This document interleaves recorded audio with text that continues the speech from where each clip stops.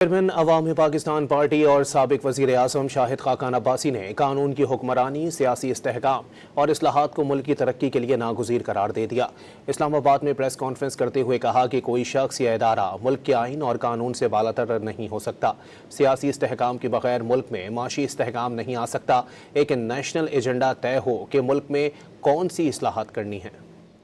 چیزیں بنیادی ہیں اور کرٹیکل ہیں پاکستان کے لیے۔ ایک رول آف لا ہے، کوئی شخص کوئی ادارہ بھی اس ملک کے آئین اور قانون سے بالاتر نہیں ہو سکتا۔ دوسرا، سیاسی استحکام کے بغیر ملک نہیں چلے گا۔ آج جو ملک میں نفاق ہے اس کو دور کریں۔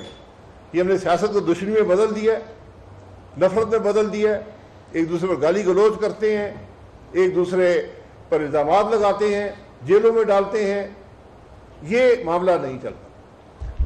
الیکشن چوری ہوں گے تو معاملہ نہیں چلے گا۔ نیشنل ایجنڈا طے ہو کہ ہم نے کیا کیا اصلاحات ملک میں کرنی ہے۔ آپ کو بنیادی اور بے پناہ اصلاحات کی ضرورت ہے۔